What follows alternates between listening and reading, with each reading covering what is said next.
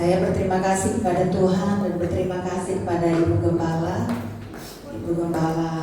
Pastor Lilian boleh mempercayakan saya. Waktu ditelepon saya sebenarnya sakit, saudara ya. Sakitnya semua borongan, meriang, panas, batuk, pilek, dan mata saya merah. Saya bilang sama Bugem, jangan meluk saya. Sudah biar setengah jam aja atau berapa menit deh. Yang penting kita mau ibadah sama Tuhan. Itu. Waktu itu dia hanya Elohim dan ternyata ada Kurnia di sini. Ada Evata ya. Puji Tuhan, berikan tepuk tangan dong bagi kemuliaan nama Tuhan ya. Jadi saya bilang, bukan, saya ini lagi sakit ini. Memang waktu ditelepon lagi parah-parahnya dia. Terus bukan bilang ini kan baru hari Kamis. Masa kamu mau sakit sampai hari Minggu katanya. Terus saya bilang, iya ya, saya aminkan itu, saya pasti sembuh. Dan saya bilang, iya saya siap. Dan puji Tuhan, kemarin saya setiap kali saya berdoa dengan Tuhan, saya pasti sembuh, saya pasti pulih. Dan hari ini saya boleh berdiri di depan Bapak Ibu Saudara sekalian. Mata saya sudah gak merah. Saya gak bisa lihat orang karena ini berjangkit kan. Gitu. Dan semua pulih saudara. Amin. Ya, itulah Tuhan kita, Tuhan Yesus dahsyat dan ajaib. Saya ingat memang di hari-hari itu saya banyak sekali urusan ya. Walaupun gembala tapi memang banyak yang Tuhan percayakan dalam hidup. Saya juga nggak ngerti, tapi semua karena Tuhan. Ketemu dengan Kak D, Bugem, suami mereka pengusaha, ya, Kak D juga pengusaha, terus jadi hamba Tuhan. Kita juga semua, saya juga latar belakangnya sebenarnya ya usaha juga ya di mana-mana. Tapi makanya sampai saat ini kami tidak mau berhenti berusaha, saudara. Ya, walaupun banyak hal yang kami hadapi di luar sana, banyak hal yang kami jalani, ada yang tidak menyukakan hati, ada yang membuat kami kesel, ada yang membuat kami marah, membuat kami, tetapi itulah yang kami harus jalani. Dan di tengah-tengah itu saudara, hari-hari terakhir itu saya antar satu rombongan ke PI. Kemudian saya kembali bersyukur sama Tuhan. Tuhan, terima kasih Engkau antar saya ke sini melalui anak orang, melalui bapak-bapak dan ibu-ibu. Itu saya punya maksud. Nah, kami duduk tidak lama kemudian diperkenalkan ini saya iya Romo, mereka panggil Romo sih, saya juga panggil Romo. Terus mereka bawa masuk, memperkenalkan semua barang-barang yang ada di dalam situ. Saya lihat banyak sekali patung-patung Cililik dari sana ya, Bugem ya. Itu Bugem banyak sekali patung, seumur hidup baru itu kali saya lihat. Ya, itu banyak sekali patung-patung, banyak sekali. Terus kemudian semenjak masuk saya sudah darah Yesus yang berkuasa. Saya jamah semua itu patung-patung, darah Yesus, darah Yesus, segala yang punya isi-isi darah Yesus yang berkuasa. Semua saya jamah semua. Terus tidak stop sampai di situ Bapak Ibu. Setelah itu saya lihat ada satu ruangan yang kami harus masuk. Terus kemarin di situ ada sajian-sajiannya, ada mungkin apa yang meninggal. Mereka sembahyang di situ. Terus saya bilang, waduh, ini kita mau diantar kemana ini? Diantar di suatu ruangan. Terus ada itu patung apa ya? Dewi apa? Iya, yang besar sekali. Lu tambah ini saya darah Yesus yang berkuasa. Terus semua ada patung-patung di situ. Terus saya rebuskan tenang. Saya tenang. Saya lihatin satu-satu itu patung, tetapi saya semua yang ada isi-isinya yang tidak pernah wancurkan dalam nama Yesus. Amin. Nah, saudara, terus mereka mesti satu-satu memperkenalkan. Ini patung ini. Jadi mereka buat itu persis ya muka orang. Kata katanya ini Buddha dari mana, toko-toko Buddha lah ya. Persis kulitnya, kalau coklat, kalau putih, kalau hidung mancung. Waduh, banyak sekali tuh di situ, mewah banget itu kelenteng itu. Terus yang si Romo bilang, ayo, sudah dia perkenalkan semuanya. Terus Romo bilang begini, ayo siapa yang mau sembahyang di sini baca ini, dan ini gajah ini dia punya diambil dari Thailand. Nah, saya kan pernah ke sana ya. Ini ada isinya ini. Jadi barang siapa yang bisa mengangkat, katanya doa-doanya pasti terkabul. Waduh, saya tambah bingung, tapi karena Yesus yang berkuasa. Pokoknya saya itu bahasa roh, terus saya tengking terus mulai mereka yang dari Bali, mulai dia pakai tenaga dalam. Tapi saya berdekat sama dia, terus saya lihat dia, yang suatu saat kalian akan semua akan runtuh semua. Satu saat kalian akan mengakuinya Yesus Kristus sebagai Tuhan dan Juru Selamat. Terus ibu-ibu satu lagi datang, dia sudah mulai kayak pakai tenaga dalam gitu. Dia angkat itu gajah. Terus dia angkat, berhasil juga dia. Terus ada satu ibu-ibu nggak bisa ngangkat, baru setengah nggak bisa ngangkat. Terus saya bilang, saya tanya Roh Kudus, karena satu-satu mereka mau suruh coba. Saya bilang, saya enggak gitu. Akhirnya saya keluar, saya bikin kayak seolah-olah tenang, cuma lihat-lihat begini. Tapi mereka sudah perkenalkan bahwa saya pendeta. Saya pikir Romo itu sudah ngerti, karena dia tidak bisa lihat mata saya. Dia nggak mau melihat mata saya, saudara. Saya pengen lihat itu, memang mau berkenalan. Cuma dia ibu pendeta gitu. Nah, saya di situ saya memperlihatkan mereka bahwa saya tidak suka. Ya, saya langsung keluar. Tapi saya sudah jamah semuanya itu, patung-patung semuanya itu. Wah, saya jamah waktu kami permisi pulang semuanya. Besokannya anak saya ini si Gel nangis semua perutnya. Saya ini mereka belum tahu saya baru ngomong nih. Dia pulang, mama sakit banget mama perutnya mama. Aduh, katanya saya memang lupa waktu itu ya. Kita kalau mau doa-doakan itu kita mesti proteksi keluarga kita. Tutup bungkus keluarga. Saya lupa karena saya tidak dikasih tahu kalau mau ke situ. Mendadak. Itu anak saya itu dan dia dari kantor, sakit banget mama ini. Saya bilang, saya cuma tenang, saya sudah tahu sebenarnya semuanya. Tulang mau bawa dia di dokter, saya bilang jangan ke dokter. Saya cuma suruh dia berbaring, saya doakan si dia. Sebenarnya sudah berkuasa. Kalau ini bukan dari hal salah makan atau apapun, kalau ini dari kuasa-kuasa lain, hancurkan segala sakit penyakit di dalam nama Yesus. Sebentar istirahat ya. Iya. Kamu ini baru ketawa dia. Dia sembuh saudara. Besoknya dia sudah mandi. Habis dia saya Bapak Ibu. Sakit mata saya sampai merah bengkak lagi. Tapi saya biasa kasih lihat mereka semuanya. Bersyukur ya tak kena ya kayak Nelly ya. Jadi yang kena saya, Gaby enggak. Gel, Maki. Waduh, semua kami sakit semuanya. Tapi kita boleh melihat kuasa Tuhan lebih besar daripada kuasa yang ada dalam dunia ini. Jadi kita harus kita harus percaya sungguh-sungguh. Tidak ada kuasa lain yang bisa menandingi Tuhan.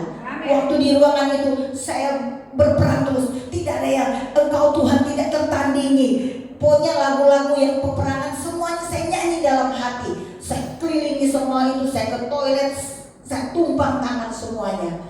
Saya kemana? Waduh, itu naga dari pokoknya semua baunya bau-bau sesajian semuanya di situ. Ya, tetapi itulah pengalaman saya ya. Dan saya mendoakan yang ikut sama saya itu semua, saya doakan mereka satu-satu. Ada persoalan yang mereka kasih ke saya dan mereka minta doa, saya doain. Terserah mereka mau pilih siapa, mau pilih Tuhan Yesus, mau pilih apa? Patung atau mau pilih apa? Tinggal terserah. Nah, saudara yang kekasih, ini baru pendahuluan, sudah belum firman, sudah setengah jam kakak. Semestinya baru kesaksian ya. Tetapi inilah ya, bahwa kuasa Tuhan itu luar biasa. Amin. Saya sebenarnya mau bicara tentang Tuhan membuat segala sesuatu itu indah pada waktunya. Ya, saya belajar kemarin, sama Tuhan apa yang firman saya harus mau katakan. Walaupun kertasnya saya lupa, saya catat-catat lupa, tetapi saya sudah simpan di dalam hati dan pikiran saya bahwa segala sesuatu yang ada di dalam dunia ini semua ada waktunya. Amin. Kata Ibu Deborah tadi kesaksian, satu waktu dunia ini akan dihancurkan. Ya, semua akan lenyap. Hanya kerajaan surga yang tidak akan tergoncangkan. Dengan tepuk tangan, Bapak. Hanya kerajaan surga yang tidak akan tergoncangkan, Bapak Ibu. Ya, jadi Pengkhotbah 3 ayatnya yang ke-11a, 11b, tolong Gaby, tolong bacain. Dia membuat segala sesuatu indah pada waktunya, yaitu Tuhan. Tuhan membuat segala sesuatu itu indah pada waktunya. Bicara tentang waktu itu relatif, saudara. Yang tidak relatif itu tidak apa? Bukan hal yang mutlak, ya kan?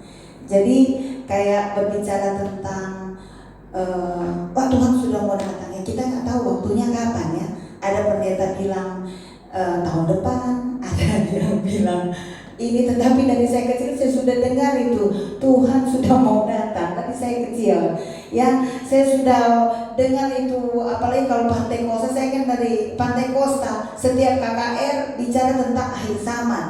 Nah, kita tidak akan persoalkan kapan Tuhan mau datang, tetapi yang jelas kita siap atau tidak siap, itu kan persoalannya. Amin. Ya, kita nggak tahu yang Tuhan waktu itu tidak, ya bisa aja sebentar Tuhan datang ya, bisa aja besok Tuhan datang. Tetapi yang jelas kita semua sudah siap menyambut kedatangannya. Amin. Puji Tuhan. Jadi jangan anak muda juga jangan terganggu ya sekolahnya. Jangan, karena dulu ibu, karena mereka bilang Tuhan sudah mau datang, semua sudah masa bodoh, ada yang sudah tidak mau kerja, ada yang sudah nggak mau, waduh macam-macam masalah yang ada di kampung waktu itu. Ada yang jadi semua kayak sudah putus pengharapan semua.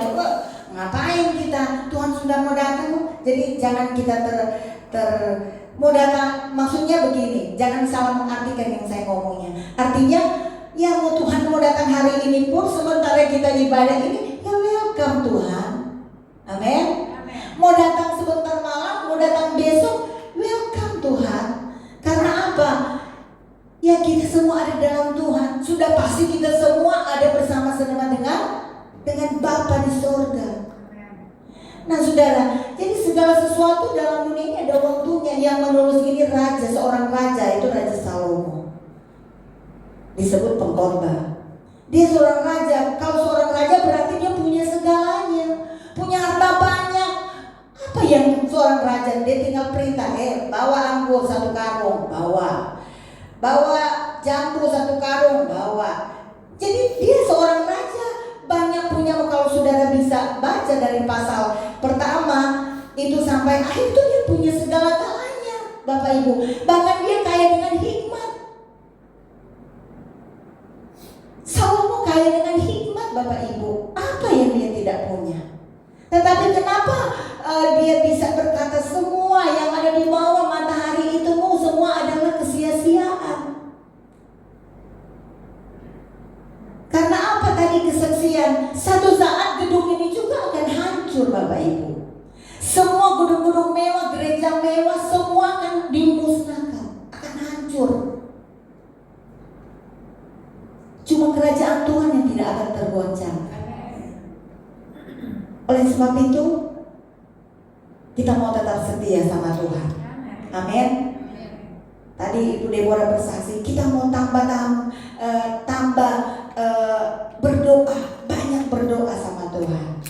Yang masih muda-muda, bergaulah dengan baik, ya. Yang masih sekolah, yang masih kuliah, capailah cita-citamu setinggi-tingginya.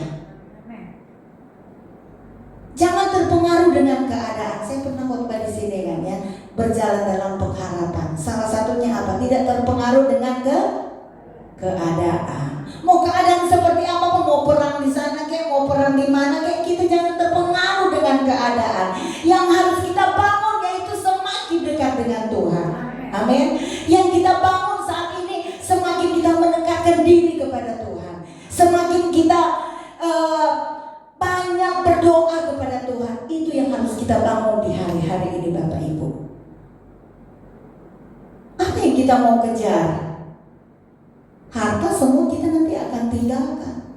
Kayak kami di hari-hari ini banyak urusan, Bapak Ibu, urusan tentang pekerjaan. Tetapi kami cuma berusaha, Bapak Ibu. Kami hanya tetap terus berusaha, karena siapa orang yang tidak butuh uang? Semua kita butuh uang, tapi uang bukan segalanya. Semua kita butuh uang, kita banyak kebutuhan, kita banyak keperluan. Gereja juga ada kebutuhan, kita pribadi semua ada kebutuhan. Tetapi ingat satu hal, bahwa uang itu bukan segalanya, Bapak Ibu. Kami meeting sampai tengah malam, ketemu orang sampai tengah malam. Itu jadi penghubung nggak susah, nggak gampang, Bapak Ibu. Saya dengar sini, nggak tahu mana yang benar, nggak tahu mana yang salah. Benar, Bapak Ibu. Apalagi saya bawa ini ya, kita kan nggak tahu dia dari mana. Yang kami hanya tahu, kami kenal dia orang baik-baik, dari jenderal yang kasih kenal. Kita kan nggak tahu sampai kedalaman hati mereka. Cuma Tuhan yang tahu hati seseorang. Kami cuma alatnya Tuhan untuk kasih kenal ini, kasih kenal ini, kasih kenal ini. Tetapi kan kita tidak tahu semuanya. Saya nggak tahu. Makanya dalam bisnis dan pekerjaan saya ikut suami saya cuma bisa apa? Saya terus berdoa sama Tuhan. Ada beberapa pengusaha yang datang dari Surabaya, sampai dia bilang, Ibu, bagaimana cara mendekatkan diri sama Tuhan? Dia seorang direktur, Bapak Ibu. Saya bilang, cara mendekatkan diri kepada Tuhan, kita baca firman Tuhan. Baca firman Tuhan. Kalau tidak mengerti, cari gereja, cari hamba Tuhan yang bisa membimbing. Makanya Bapak Ibu ya, kita jangan menghiraukan, jangan enteng pertemuan-pertemuan seperti ini. Ibadah itu semuanya, kata Tuhan, mengandung janji, baik hidup ini maupun hidup yang akan datang. Orang aja yang setiap hari baca firman, kadang-kadang kelabakan. Apalagi orang yang cuma suam-suam kuku datang ke gereja, cuma dipaksa, ditelepon baru mau datang, cuma ditegur. Nanti kalau datang di gereja, firman Tuhan salah ngomong, salah sampaikan, semua tersinggung semuanya. Kalau saya pribadi ya Bapak Ibu, ketika saya mendengarkan firman Tuhan dan itu menegur saya, itu menasehati saya langsung terima kasih Tuhan Yesus. Ternyata kemarin apa yang saya lakukan itu salah di matamu Tuhan. Firman-Mu boleh mengingatkan saya hari ini. Jangan kita tersinggung Bapak Ibu, apalagi orang Nado bilang maraju. Ya, jangan Bapak Ibu. Kita hamba-hamba Tuhan ini hanya perpanjang lidahnya Tuhan, hanya alatnya Tuhan untuk membawa Bapak Ibu semakin mengerti kebenaran firman Tuhan.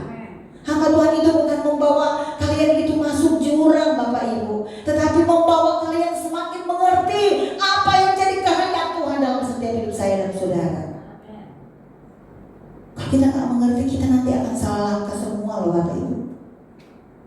Ya, nanti dengar perang di sana semua kebingungan, dengar ini semua kebingungan. Tetapi kalau anak Tuhan yang tahu firman Tuhan, dekat sama Tuhan, dia tidak akan bingung.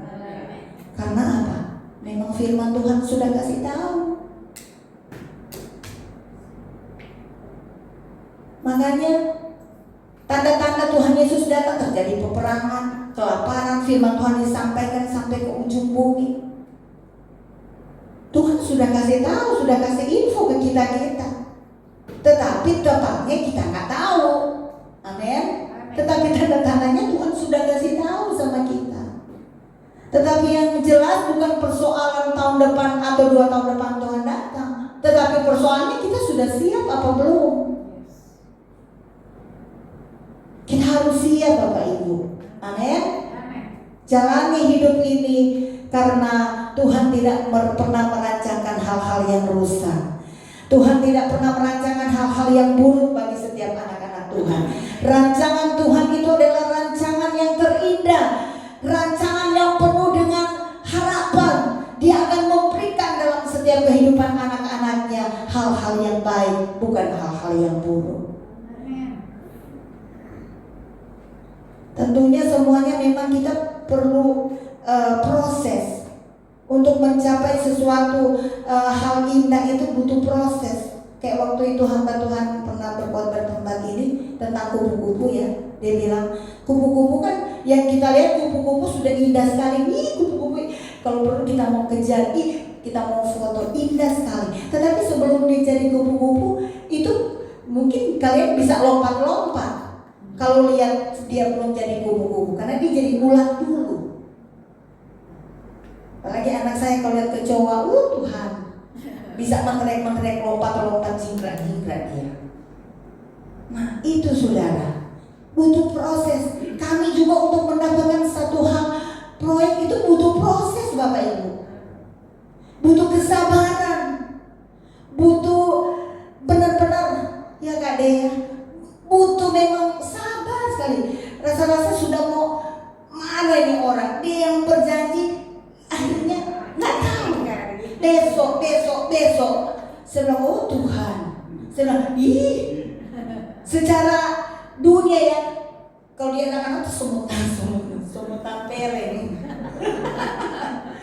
Besok so kasih lihat ini uang banyak sekali. Besok tapi sampai karoe belum juga. Tetapi bagi kita anak-anak Tuhan, untuk yang punya proyek hamba Tuhan. Kalau bukan hamba Tuhan disuruh pergi kata-kata itu orang itu. Ya. Karena apa? Itu kayak mengucap itu kayak gampang sekali loh besok. Jadi saya bilang ini orang ini ya, kok gampang banget dia bilang. Udah ada kok, ini udah dibangun. Oh Tuhan.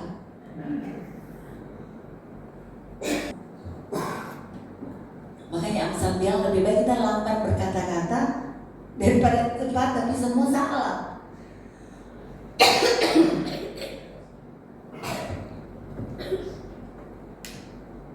Bayangkan saya ketemu dia sampai malam-malam. Bapak Ibu. Sudah kok. Tinggal tunggu cahaya gitu. Saya pikir kita semua ganti oto. Oci, Tante Romi pikir Tante Romi semua ganti oto. Oci, untuk bukan sih tahu apa tuh oto. Mobil. Kita sudah Tuhan, terima kasih Tuhan. Bukannya berarti kami tidak berdoa loh Bapak Ibu. Kami berdoa terus. Kami di rumah berdoa terus. Jam 2 malam nih berdoa. Kalau saya bangun jam 4 saya berdoa Tuhan campur tangan di proyek Tuhan ini. Tapi Tuhan bilang apa? Waktumu bukan waktuku. Amin. Waktu Tuhan bukan waktu kami. Kadang-kadang sudah ngomong Tuhan, setengah-tengah malam kita baku-baku dengerin dia suruh di bensin, itu ini waktu semuanya. Oci bilang, tengah malam kita paketin. Sampai pagi. Tapi percayalah, di balik semuanya itu pasti ada rencana Tuhan. Amin. Nah, itu yang harus kita ketahui. Untuk mencapai rencana yang indah itu harus bagaimana? Tentunya kita harus jalani ini proses. Kita harus banyak mendekatkan diri kepada Tuhan, tambah mendekatkan diri kepada Tuhan. Tambah banyak kita berdoa, tambah banyak kita setia. Bukan proses itu membuat kita mundur dari Tuhan. Saya kalau proses, saya selalu ingat itu Yusuf. Selalu saya ingat banyak sih tokoh-tokoh yang ada di Alkitab, kayak Esther, ya kan? Kayak siapa lagi? Rasul Paulus sebelum dia jadi rasul, dia mengajar orang-orang Kristen, iya kan? Jadi semua butuh proses. Jadi untuk mencapai sesuatu yang indah itu semua butuh proses, Bapak Ibu. Kupu-kupu sebelum jadi kupu-kupu yang indah semua butuh proses. Sama dengan kita. Semua itu butuh proses karena Tuhan lebih tahu apa yang akan terjadi ke depan. Tuhan lebih tahu, Bapak Ibu. Bapak Ibu, saya waktu itu di luar sudah, saya bilang, Tuhan, anak saya sakit, dia nggak bisa makan. Dapat telepon saya dari Manado. Tuh, bayangkan tuh, berkat bisa datang dari mana aja, Bapak Ibu. Ugam, apa kabar? Puji Tuhan, baik.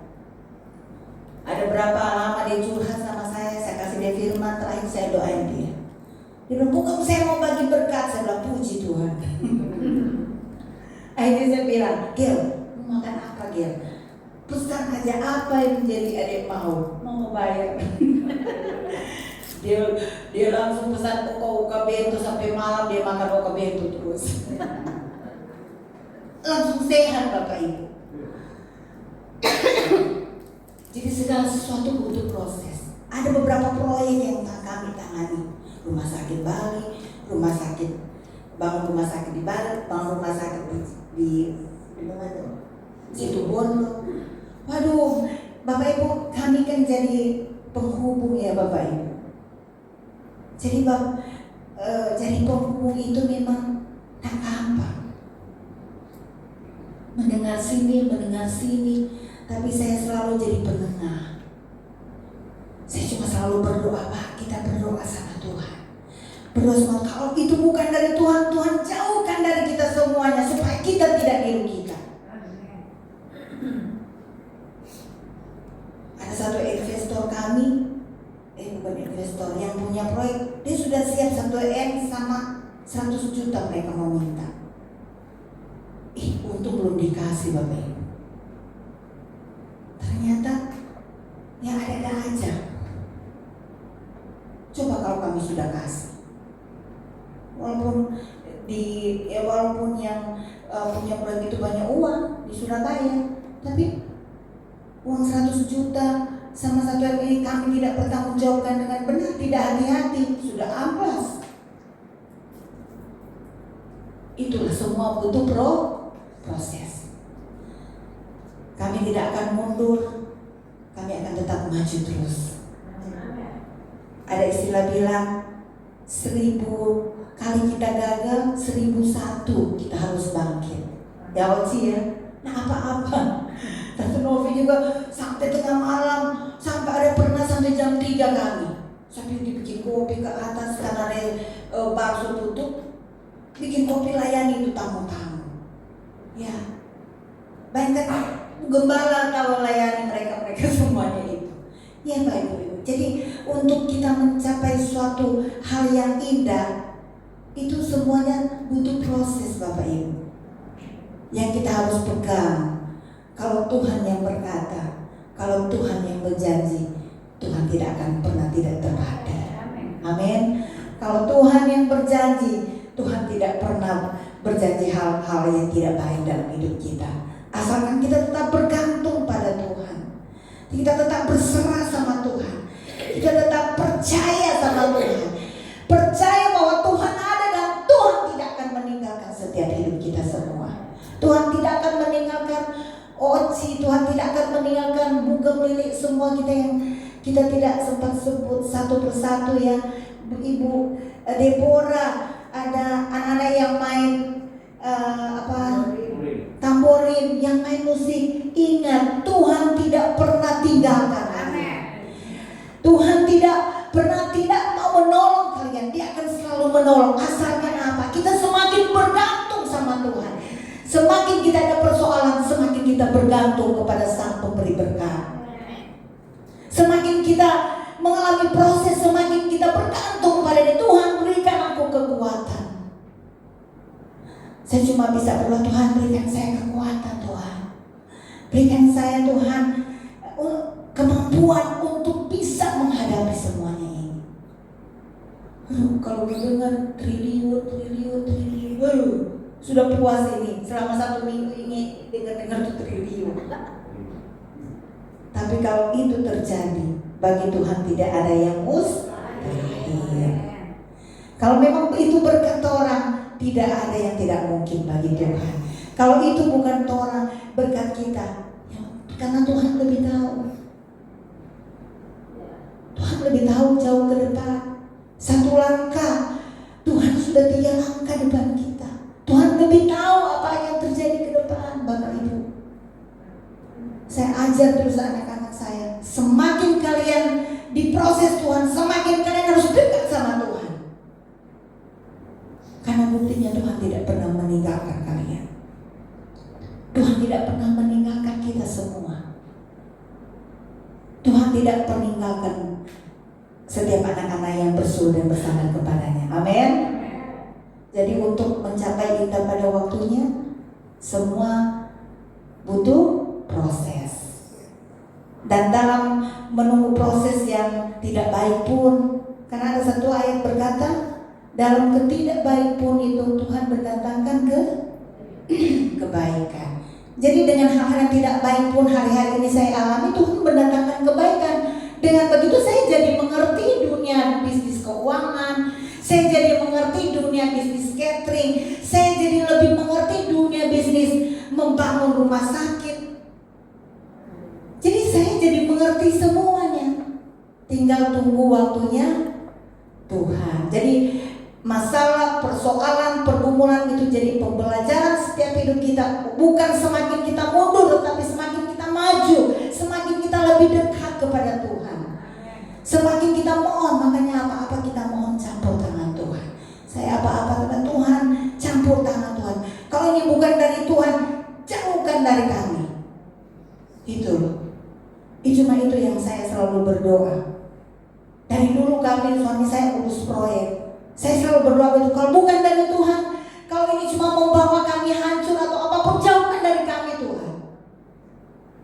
Tapi kalau ini dari Tuhan, mau kecil ataupun besar, pasti itu akan mendatangkan kebaikan bagi kita semua. Amin. Ini sudah 1 jam ya. Jadi kita tidak usah perlu takut, tidak pernah usah khawatir. Segala sesuatu semua ada waktunya Tuhan. Amin. Ada waktunya untuk menanam, ada waktunya menangis, ada waktunya untuk ditanam, ada waktunya untuk menabur, ada waktunya kita berbuat baik. Segala sesuatu ada waktunya Tuhan. Ayat 11 berkata, Tuhan membuat segala sesuatu indah pada waktunya. Asalkan kita untuk mencapai indah pada waktunya, asalkan kita mau menjalani prosesnya Tuhan. Amin. Jalani proses bersama-sama dengan Tuhan. Amin. Semakin mendekatkan diri kepada Tuhan, semakin bergantung kepada Tuhan, semakin kita tambah semangat melayani Tuhan. Amin.